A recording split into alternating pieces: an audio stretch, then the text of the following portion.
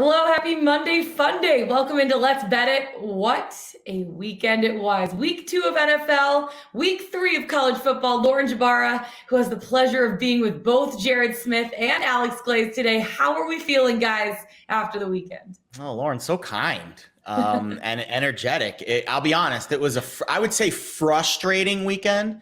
College football, okay, NFL bad, and officiating injuries worse. Those were some of the takeaways from the weekend, but excited to break it all down with you this morning. Bad weekend for me. Bad weekend for me. Just one of those weekends, just flush and forget. So I'm moving on. I'm moving on. Yeah, just turn the page. Flush and forget. I love it. Lots to talk about. Let's get into it. Slate for the day. We got Monday Night Football, week 2 picks, the Detroit Lions at Green Bay Packers, NFL yesterday, and what we learned, because I feel like a lot of different storylines kind of emerged there. College football recap as well, and we can't end the show without having our Pickswise play of the day. So lots to get to, so little time. Without further ado, let's bet it. Let's start with Monday Night Football, week 2. Tonight, the Detroit Lions taking on the Green Bay Packers, and the Packers got embarrassed last weekend. They lost 38-3 to the New Orleans Saints. They're a veteran team. I think they're going to bounce back. But let's not forget the Lions were down 41-17. And they scored 17 points, I think it was, or more than that in the fourth quarter. Guys, Jared, I'm starting with you. Who do you have for tonight? How you feeling about this game? Yeah, let's go big picture first. It does look like tickets are actually relatively split based on what I'm seeing here Monday morning, but the money is coming in a little bit more on Green Bay. We've seen that line tick up a hair from the look-ahead spot, which was minus 10.5. Now you're seeing 11.5, 12, maybe even some 12.5s out there. The totals where I'm targeting. I did see the open at 48.5. It actually went down to 48 after the Packers' lifeless performance. That's where we grabbed it at earlier in the week. So we're going to go over 48 in this game because I do kind of like the bounce back mentality for Aaron Rodgers. And we talked about Jared Goff, and I know you guys really, are high on some of these Lions props today. Which I think makes sense because that's the lower end of the market, betting on the underdog props. But I do think the Lions offense showed me a little bit more than I expected last week against the Niners defense, which you saw how good they were against Philly yesterday. So I like the over in this spot. I think there's some other interesting props that we can get into, but I'll let you guys kind of take it from there. But I think big picture, it does look like a favorite over kind of night based on the market. And I know some of our props are kind of leaning to the over as well. Alex, it's time to have a better night for you. Who you feeling for this one? I'm with Jared. I like the over. I like it to play up to 49. I think DraftKings has it at 49 right now, 48.5 over at FanDuel. I like those numbers just for reasons that Jared explained. A bounce back game for Aaron Rodgers in prime time. Perfect spot to do it against a Lions defense. And for the Lions, I also like Jared Goff and that offense that Anthony Lynn's kind of given a little bit of life to. I like what they did in week 1. And that Packers secondary, they have some spots where Goff should be able to take advantage, and they'll be able to put points up on the board as well. So I'm just going to go with the total here and hopefully start the week off right. We'll talk about Jared Goff in 1 second, but I want to just come in. I'm wearing my royal blue. Detroit Lions, I have them at plus 12.5 today against the Green Bay Packers. That's a lot of points. And I look back at week 1. I think both teams looked bad losing in week 1. But at the same time, I feel like the Lions are going to come back in this game tonight. I think, I'm looking at some of the stats. The Lions are 7-1 against the spread against the Packers in their last 8 games. Wow. The Packers are 8-0 against the spread after a loss in their last 8 games, but they're 1-7 against the spread against the Lions in their last 8 games. So I have a good feeling about the Lions plus 12.5. We'll see how it goes. I'm manifesting. I'm wearing my blue. What could possibly go wrong betting on the Lions? What could possibly go wrong? LJ dropping truth bombs this morning with the ATS numbers, too. How about that? Yeah, I know. Honestly, I've been a Lions fan my entire life. They've always just stuck a dagger right here. So there's no bias in this pick at all. It's all. Sometimes, Jared, you got to bet with your heart, okay? I agree. I'm feeling it. I know we're all betting Jared Goff in a little bit of a different way. Jared, I'll come to you first. How are you betting him tonight? Yeah, no, this is my namesake quarterback, so I've got to at least get a little slice of him tonight, right? He even spells it the same way, too, which is very weird. Nobody spells it my way, I feel like. Everyone spells it in a different way, but shout out Jared Goff. How do you spell Jared? Oh, there's Jarodjera. Lauren, I've met every Jared possible through walks of life. There, I have met. I swear, there's 2 R's in there. You could put a million. Either way, shout out to the Goff family for spelling Jared's name the proper way. Okay, so I'll be honest. When you talk, so we just talked through this game. We're all kind of in agreement that we think it's going to be one of those shootout kind of games where, Aaron Rodgers starts and then Goff kind of answers and the Lions offense with Anthony Lynn kind of trades blows. You're getting plus money to the over 1.5 touchdown passes with Jared Goff, which I think is a great look because, I don't see the Lions running it a whole lot in this game. They didn't really run it very effectively last week against the Niners. But when you talk about the script of this game, if the Lions are behind, then they will not even worry about running the football. And that throws me into the next, part of this handicap with the prop market. DeAndre Swift had 8 catches last week, and you're getting plus money to his over receptions. And if you go through that game script again, Lions are behind. They're trying to throw the ball. They're going to, back off in kind of a shell coverage and make Jared Goff dink and dunk. Well, if they're dinking and dunking, I'll take DeAndre Swift to take 1 million of those little check downs. And I think those are good plus money props to, give a little sprinkle for tonight.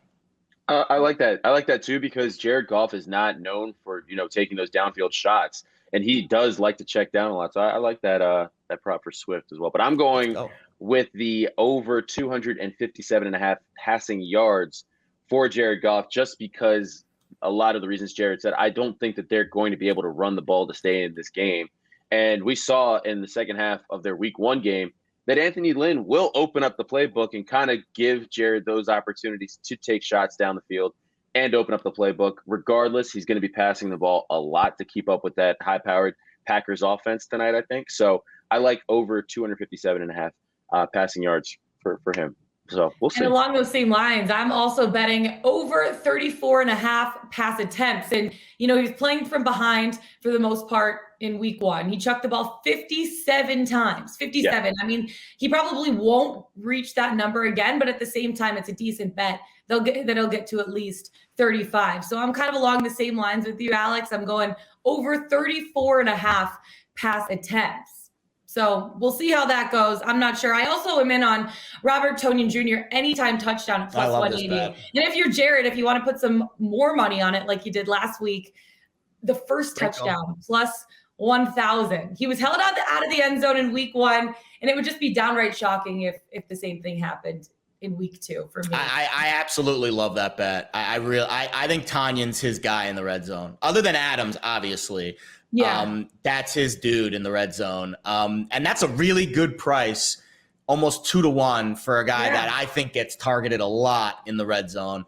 And then obviously if you're going to bet it at plus 180, you might as well. And we talked about this last week with the Daniel Jones stuff. If you have a really good read on a touchdown prop, I always like to put a few shekels on the first touchdown prop because, first of all, there's actually an ability for you to live bet touchdown props. So you can almost just bet the 10-to-1 first, and then if he doesn't get the first touchdown, you probably can come in live and get a better price on the anytime. But, that's really, being aggressive. But I love sprinkling on the first touchdown props as well. You get some really good numbers there, and it's fun. So it's a fun bet. You only have to put $5 or $10 down, and you can get $100 back if you put 10 down and you win that. So I think that's a really fun bet. Why not? I mean, he had 11 touchdown passes in 2020, 6 spread over the last final regular season games, and the Lions allowed 9 touchdowns to opposing tight ends in 2020. That's tied for the 7th worst mark in the league. So I'm feeling pretty good about it heading into tonight. But also heading into tonight, I want to take a look back at week 2 recap because there was a lot of things that happened yesterday. First of all, let's go over our bets. I know Alex kind of wants to just flush it and forget about it. He doesn't have to talk about his bets if he doesn't want to. No, I want to talk about one. I want to talk about one. Okay. Because it's the game that I was at last night, that Chiefs-Ravens game, probably the best game I've ever been to. If you remember, my best bet was the Chiefs first half minus 2.5.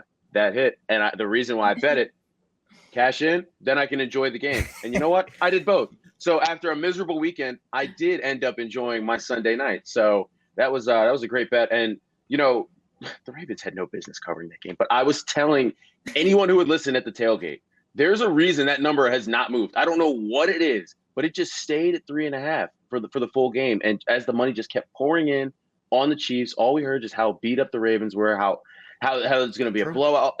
There, like I've said before, there's a reason why those tall buildings are in Vegas, and it's not because the public wins. So listen, great win for the Ravens, but a great win for me in the first half. Chiefs covered. So. But that's the only one I want to talk about. Me, we don't need to I talk was about telling anyone that would listen, anyone want to listen to me, please listen right here. Nobody was trying to listen to that. They're like, yeah, I don't know. Jared, how you feeling after yesterday? I got the Pats game very right. I got the Saints game very wrong. The other games were kind of somewhere in between. The official plays that we gave out on the show, 1-1 with the Pats and the Saints, and the Eagles, that was the other one that I'll be honest, I felt like I deserved better with the Eagles. They had 2 possessions inside the 10, and they came up with no points. So they had a missed field goal as well. I agree. Yeah, I think the Eagles probably, that was the one that was kind of on the knife's edge. I think that one could have gone either way. I think the Niners deserve to win the game. I don't know if they deserve to cover all numbers like they did, but listen, you got to take the good with the bad. We'll get a better glimpse of my full picture tonight after this game, because I do have my best bet in the Cappers contest that we're doing for Pickswise, which by the way is awesome. I would check the stand. Jamal Charles is in. Like, I'm picking against Jamal Charles for like 10 grand. Like, it's a crazy contest we're doing with Pickswise. So be sure to check out the standings there. But we'll get a much better glimpse tonight. I think big picture for me, the road teams continue to play a lot better than anyone could have expected. Mm-hmm. And that is unique, because with fans back in the stands, I would not have expected that. Again, no matter what happens tonight in Green Bay, road teams will finish below 500 against the spread for the second consecutive week. And I maybe we're shading the home teams too much, because of, the books are expecting a little bit more of positive regression for home teams after they finished below 500 last year for the first time in NFL history. Just think about that for a second. Last year, road teams won more games straight up than home teams did. That's never happened before in the NFL, and it's starting to happen again this year. But again, we're only 11% into the season. So that was a big takeaway. And just the injuries I think that's the biggest trend in the NFL. We can speak about these games till we're blue in the face. We can have the best info in the world. But when Tua gets knocked out of the game in the first quarter, when Baker, he came back, when he gets knocked out of the game in the first half, when Andy Dalton gets knocked out of the game, which might end up being a good thing for Chicago, you can't predict this stuff. So it's a humbling sport to bet on. You just have to kind of take the good with the bad, turn the page, move on, and pray that the referees don't ruin your bet like they did for us in the Chargers game, right, Lauren? Yeah. Oh my gosh. I want to talk about some of the other storylines. Obviously, we touched on the Eagles a little bit coming back to earth. I was anointing them to be the team to beat in the NFC East. I mean, we're going to see, but as Lee Corso would say, not so fast, my friend.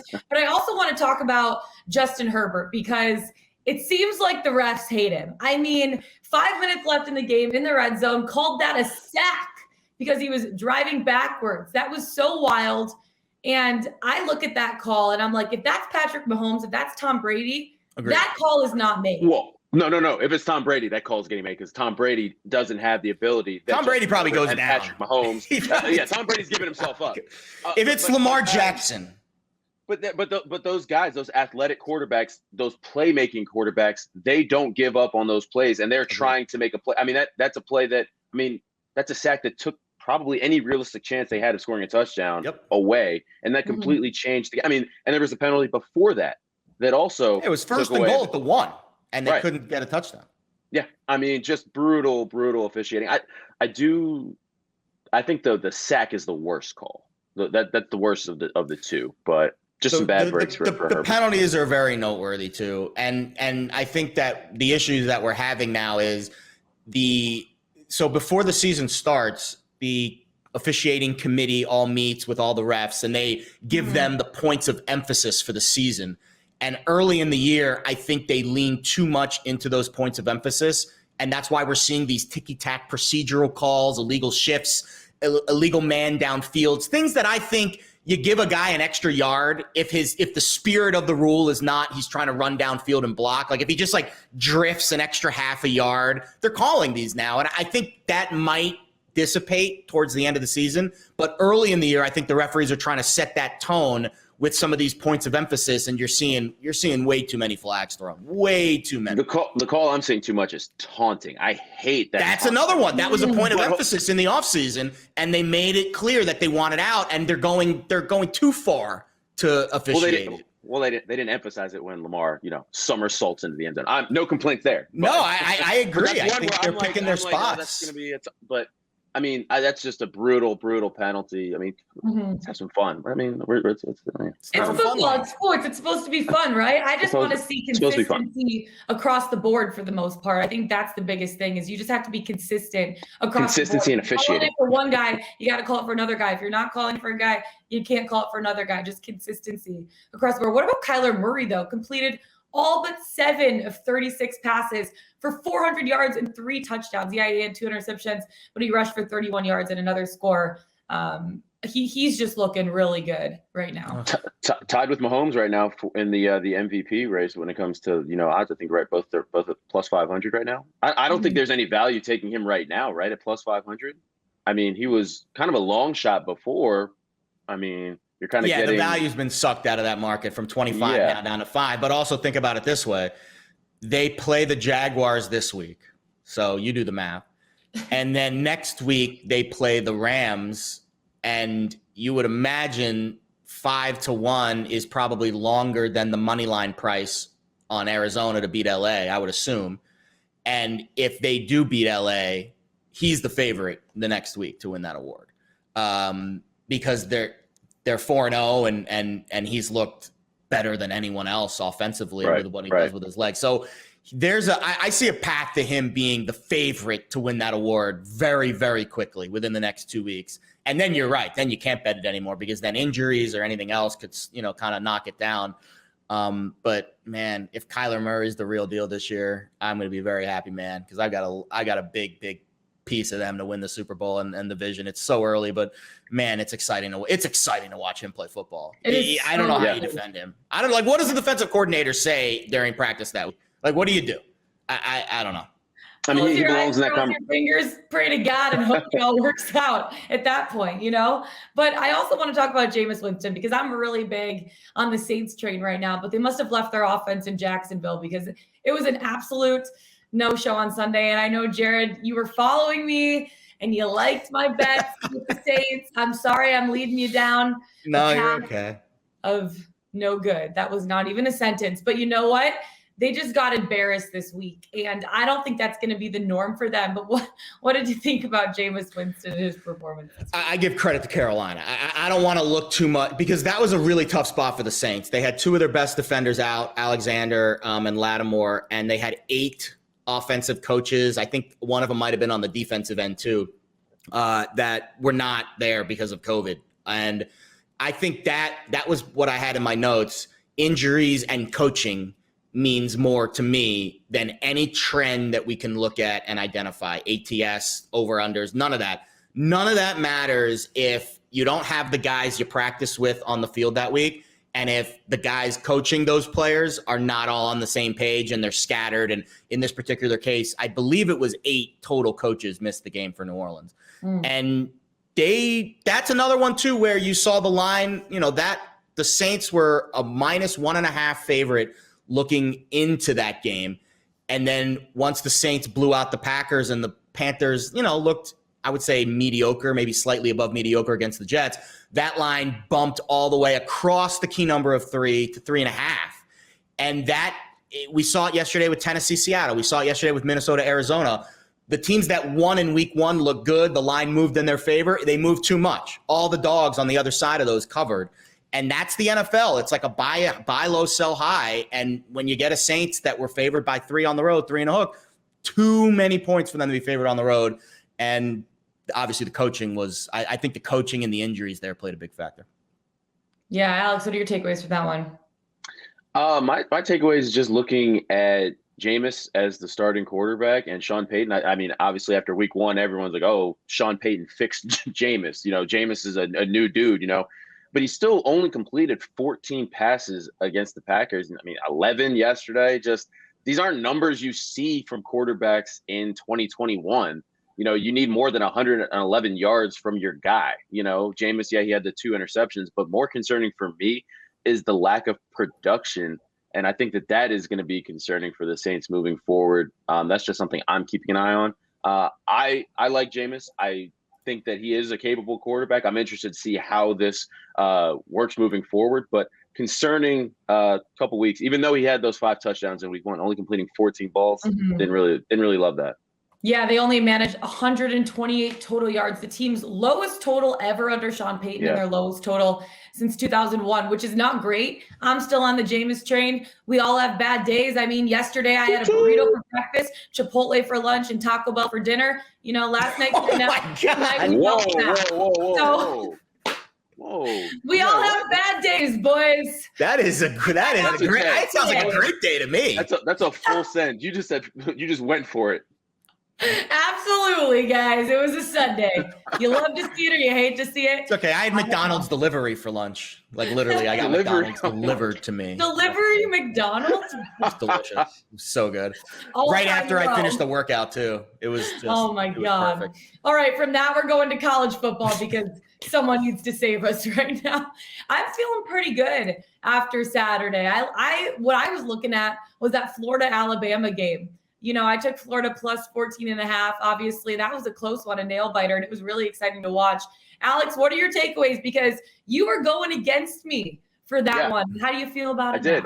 Listen, I was feeling really good, and I'm glad because I'm a big chirper. I'm glad I didn't text you a little chirp when it was 21-3 in the first quarter because I was feeling I wish you would have put something in the group chat. All that matters is the scoreboard at the end of the game, all right? Agreed. I think what we learned from that game is Alabama, they have some holes, especially on the defense. Florida, I mean, they have the best rushing offense in college football, but I was not expecting them to gash Bama the way that they did. That was really it really stood out to me. And I think also, like, I don't know, maybe it's recency. Like, as I'm sitting there watching Florida just come back, and I'm just like, 14.5 is a lot of points to lay on the road to the SEC. That's a lot of points. But I just think for me, the big takeaway is also that game against Georgia got a lot more interesting because I think that if Florida can run the ball like that against Alabama and control the clock like that, they're going to be able to do some things against that Georgia defense as well. So I think that game just got a lot more interesting to me a little bit later down the road.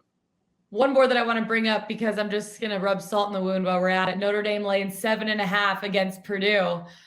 I know you texted me a couple times on Saturday. You're like, is Notre Dame actually good? It's Purdue. Are we still sure? Like, even right now, are we sure that Notre Dame is good?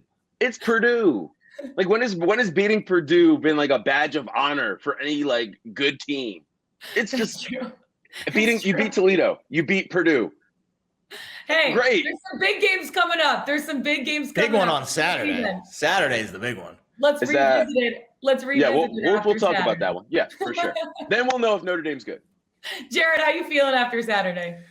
Okay, 2-1 with the picks we gave out on the show. Georgia State, you know me, I love to pick those bottom feeder teams to come back and have big performances, and Panthers got home for me against Charlotte. I felt good about the Miami-Michigan State game. That I feel like everybody was on Michigan State in that game, and you know, Alex, you're right. Derek King he's not healthy. And he shouldn't be playing, frankly, if he's not healthy. And he looks like he's really hurt. Like there was parts in that game where I didn't think he was going to get up. Well, I mean, he played pretty well in the first half. I think that he was, that offense was rolling. And then I think he's taking a lot of shots. Yeah. Taking a lot of shots. There were parts of that game where he looked like he was staying down. When he went down, right. When he came back from the shoulder. Came back out. And I was kind of like, every single time he went down the rest of the game, I was kind of like, yeah. It felt the Indiana game was the most frustrating game of the day for me. Indiana. So here's I need some bad beat therapy, Lauren. The targeting ejection rule in college football is the dumbest rule ever. They kicked out Indiana's best defensive player right before halftime, and it was like the most ticky-tack. Like, they needed replay to buzz down for the refs to even know that there was targeting. Like, it was so, like, nuanced. It didn't even get noticed during, like, the heat of the play. And McFadden's his name. Like, it changed that game completely. Indiana had a lead at half. They ended up losing the game by 2 touchdowns. We lost our bet. And I thought Indiana played well enough to win that game. But it goes back to the targeting ejection rule. We saw it at Penn State, Auburn too. They kicked the guy out for that as well, which I thought was it helped out Penn State, but I thought it was kind of a questionable call. And I think we need to have some amendments to this law where you don't get immediately ejected for a ticky-tack targeting. Maybe I think you have to see if it's intentional or unintentional, right? I think they should treat it like soccer, yellow card, red card. Like, that's kind of how I would look at it. And we have to do better. We cannot be kicking out the best defensive players on the opposing teams for like penalties that would be like a 5-yard penalty, like roughing the kicker compared to running into the kicker. Like, that's kind of where I think we need to draw the line, because we're kicking out these kids for fouls that they should not be kicked out of games for. And it's changing the complexion of the games completely. Right now, it's just like a blanket statement. It's like, if it's helmet to helmet, it is targeting. Yeah. Hands down. In the Penn State Auburn, you have to look at the intent behind it, right? At the same time. In the Penn State Auburn game, it's like, what do you want him to do? You want him to let him score? Like that, he had to make that play. I mean, I think Jared's right on. You gotta look at this rule. It's got to be changed. I'm more of a positive note. Penn State, Jared, you have to be feeling good after that one. Your boys on the whiteout taking home the Dub City. So I went old school for this game. I went to go hang out with some of my old, college buddies, and we hung out and watched the game. And it felt like, I mean, I don't know if you guys like took a second to osmosis the whiteout, but it is special, man. Like it is just a spectacle, and it affected the game. Like, I think Auburn had 3 false start penalties in the game. I mean, those 15 yards are credit to the Penn State crowd. And I think the home field, unlike the NFL, which we talked about earlier, home field in college, we're seeing it matter. And man, Penn State's got a shot. Ohio State looked vulnerable again. They needed some late touchdowns to even get it to an interest, just to get some distance from Tulsa. And, I think Wisconsin, they've already beaten Wisconsin. I think, Michigan looked good, but they played Northern Illinois. I don't want to read too much into that. Michigan State's looked good, but Penn State's looked really good too. I think that Big Ten's wide open. The Big Ten's wide open, yeah. Yeah, it is going to be exciting down the stretch and the rest of the season to see how that kind of, how the chips fall, if you will. All right, time for our Pickswise play of the day. At the end of every show, we give our picks. But first, Jared, the Pickswise 3-star play of the day. What is it? So before we came on today, we were talking about this, and Lauren's response was, "I can't stand betting Major League Baseball. It's tough. I get it. At this stage of the year, with all the NFL going on, it's tough to take a step back from the football markets for a second and step into the baseball markets. But I'm going to try to convince you to bet Major League Baseball tonight, Lauren, because I think this is a good bet. Under 8.5 in the Rays and the Blue Jays game. So first of all, we've got Robbie Ray facing the Rays. I mean, what more could you ask for just there with the name recognition alone? He's been fantastic. I think Robbie Ray, based on what Garrett Cole did yesterday, can win the Cy Young today, and he has been absolutely fantastic. I mean, the numbers for Robbie Ray this year, the strikeouts, the ERA, phenomenal, and he's facing a Rays team that is calling up one of their better pitchers today, Shane Baz. And these Rays pitchers, they come from nowhere and they're awesome in the bigs. So I kind of like the line movement here, open 8.5. Now it's down to 8. I would still bet it at 8 to the under. And I think you're going to get one of those really vintage Robbie Ray performances tonight. And on the other side, I think this Baz kid has been pretty good in the minors. So we're going to go under 8. I got it 8.5. You can probably still find an 8.5 maybe out there, but 8's fine too. Under in the Rays and the Blue Jays tonight. Yeah, our producer Jack just said it just moved to 7.5. Ooh, glad I got 8.5 then. Wow. Spicy Alex, move to the under there. Alex, your play of the day. Hit us with it. Okay, well, my play of the day, we already talked about it. Those Jared Goff passing yards, 257.5. I like him to go over that. I think that Anthony Lynn opens it up a little bit because you got to keep up with Aaron Rodgers somehow, and it's not going to be by running the ball. So if the Lions want to be in this game, they're going to have to pass the ball. Jared Goff over 257.5 yards. Jared spelled Jared. The right way. The right way. The proper way. Don't get me started on the spelling of Jared. Like, you're saying like people spell it J-E. He's like, oh, I've met a lot of people that spell it Jeryd. It's like, excuse me. I'm going to send you all of the people on Twitter that follow me just because I spell my name the right way, and they're all weird Jared ways. I swear I've gotten messages about this before. I'm telling you. There are ways to spell Jared, and I, again, applaud the Goff family for spelling it the proper way. I would bet this, so whenever you're watching this show, if it's later in the day, you might have already missed this move, but my prediction tonight is that this game, the closing total closes over 49. And once it gets over 49 to 49 and a half, 50, that's when I would kind of chill here. But I think 48 is the number. That's a good number. I think 48 and a half is fine. I think 49 is where I would draw the line. But I could see this game really having some offense early. I think Aaron Rodgers especially is going to want to show people that they're not as bad as they let on last week. And again, this Lions offense, to me, that's the handicap of the game. Can this Lions offense do enough to cover this total? I like their offensive line grades last week. I think Jared Goff showed you that he's not, he's better than mediocre. And in this league, if you're slightly better than mediocre, you can put up 20, 24 points in a game. And I think that's all the Lions are going to need tonight for this one to go over the total. It is the best bet of the week, in the entire week. So I've waited a long time, very patient for this one. But over 48, Lions, Packers tonight. We're hoping for points on Monday night. You love to see it. You absolutely love to see it. I'm taking Aaron Rodgers over 2.5 passing touchdowns at plus 115. And it seems crazy to get this plop. Hope it's not a plop. It seems crazy to get this plop. But last season, I look at it, Rodgers had a brutal game against the Bucs.